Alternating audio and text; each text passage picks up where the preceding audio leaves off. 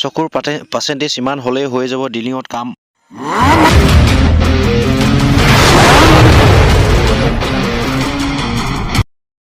Hello' guys, good morning, welcome back to my brand new blog. আৰু এতিয়া দেখিছে মোৰ মানে ষ্টুডিঅ' বুলিয়ে কৈছোঁ, ষ্টুডিঅ'টোলৈ আহি লৈছোঁ পথাৰৰ ফালে। চ' আজি কেইটামান কমেণ্টৰ ৰিপ্লাই দিবলৈ চেষ্টা কৰিম। আপোনালোকে খুব কমেণ্ট কৰি আছিল সেইদিনাখন ভিডিঅ' বনোৱাৰ পাছৰ পৰা, গতিকে আজি সেই কমেণ্টবিলাকৰ ৰিপ্লাই দিবলৈ চেষ্টা কৰিম। আৰু বেছি দেৰি নকৰোঁ, বলক ভিডিঅ'টো আজি আৰম্ভ কৰি দিওঁ।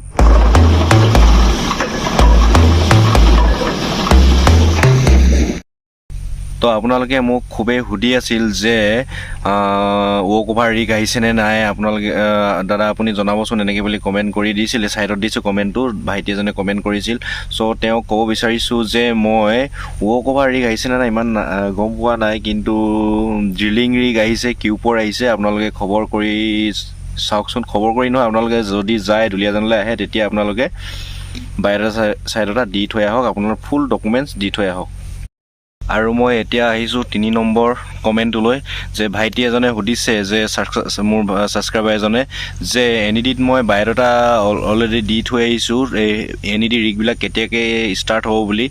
মই এনইডিটো বহুত দিনৰে বন্ধ হ'ল বুলিয়ে শুনিছিলোঁ, কিন্তু নাজানো যদি আকৌ ষ্টাৰ্ট হৈছে, হ'বও পাৰে আকৌ ষ্টাৰ্ট। যদি আপুনি অকল এনইডি বুলিয়ে নহয়, বেলেগ ৰিগত যদি আপোনালোকে ডকুমেণ্টছ অলৰেডি দি থৈ আহিছে, তেতিয়া আপোনালোকে এই বায়'ডাটা দি থৈ আহিলেও মাতিব, এনেকৈ ৰখি নাথাকিব। আপোনালোকে খবৰ লৈ থাকক, আপোনালোকে 2-3 দিনৰ মূৰে মূৰে আপোনালোকে খবৰবিলাক লৈ থাকক।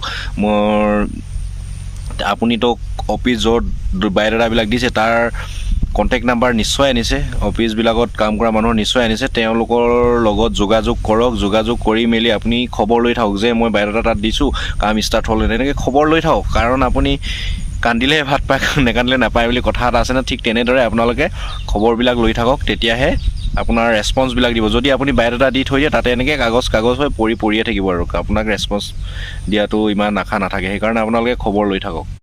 4 নম্বৰতে এজনে সুধিছে, দাদা বায়'ডাটাবিলাক কেতিয়াৰ পৰা লৈ আছেনো বুলি। চ' বায়'ডাটাবিলাক লৈয়ে আছে নেকি, আপোনালোকে খবৰ কৰিবচোন, মই খবৰ পালে আপোনালোকক জনাম বাৰু। বায়'ডাটাবিলাক লৈয়ে আছে চাগে, আৰু আপোনালোকে বায়'ডাটাবিলাক দিয়ক, অফিচবিলাক বিচাৰ খোচাৰ কৰি মেলি বায়'ডাটা সোনকালে দিয়ক, দিয়াৰ পাছতে আপোনালোকক খবৰ কৰি থাকিব। আৰু এজন ভাইটিয়ে সুধিছে যে মোৰ আই মানে চকু 6/7 আৰু 6.50 মই পাম নাই বুলি এনেকৈ সুধিছে। চ' মই ইমান বিশেষো নাজানো চকুৰ কিমান কি হ'ব লাগে, কিন্তু আপুনি যদি কোনোবা এটা প্ৰাইভেট ৰিগত এনেকুৱা মেডিকেল টেষ্ট কৰে, মেডিকেল টেষ্ট কৰাৰ পাছত আপোনাক ইমানকৈ যে আপোনাৰ ৰিপৰ্ট অ'কে আছে এনেকৈ বুলি ইমান হেৰি কৰা মোৰ মনত নাই, আমাকো তেনেকৈ কোৱা নাছিলে। আৰু আপোনাৰ সেই মেডিকেলবিলাক হৈ গ'লে মানে ডাইৰেক্ট জইনিঙেই দিয়ে। আৰু কিছুমান এনেকুৱা আছে প্ৰাইভেট ৰিগত জইন কৰাৰ পাছতো আপোনাক সেই মেডিকেল টেষ্টবিলাক কৰে, কিছুমানে জইন কৰাৰ আগতো কৰে।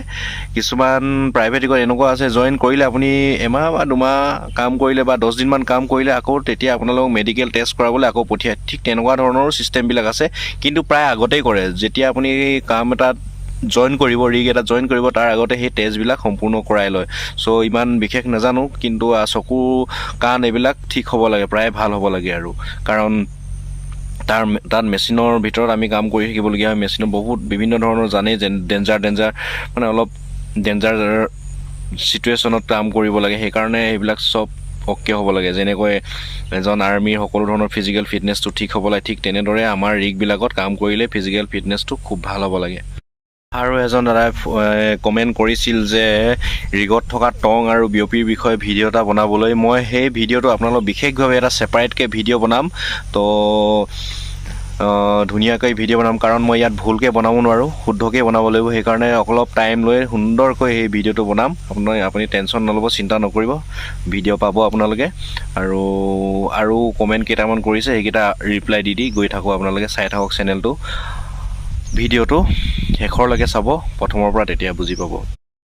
আজিৰ ভিডিঅ'টো কমেণ্টকেইটা ৰিপ্লাই দিবলৈ চেষ্টা কৰিলোঁ কেনেকুৱা পালে আপোনালোকে কমেণ্ট কৰি জনাব লাইক এটা কৰি দিব আৰু চেনেলটো যিমান পাৰে শ্বেয়াৰ কৰি দিব শ্বেয়াৰ আপোনালোকে যিবিলাকে এনেকুৱা ধৰণৰ ভিডিঅ'বিলাক বিচাৰি থাকে তেওঁলোকেও চাওক বুজি পাওক কেনেকুৱা কি ধৰণৰ হয় প্ৰাইভেট ৰিগত আৰু কেনেকৈ জববিলাক বিচাৰি পায় আৰু আপোনালোকে এনেকৈ কমেণ্ট কৰি দিলে খুবেই ভাল লাগে আৰু আপোনালোকক ৰিপ্লাই দিবলৈ যিমান পাৰোঁ চেষ্টা কৰিম সেইকাৰণে আপোনালোকে চেনেলটো ছাবস্ক্ৰাইব কৰি দিব যাতে আৰু আগবাঢ়ি যায় আৰু আগবাঢ়ি গ'লে আপোনালোকে এনেকৈ ছাবস্ক্ৰাইব কৰি থাকিলে মোৰ আৰু ভিডিঅ'বিলাক দিবলৈ সাহস এটা পাওঁ তো প্লিজ ছাবস্ক্ৰাইব কৰি দিব জয় অসম।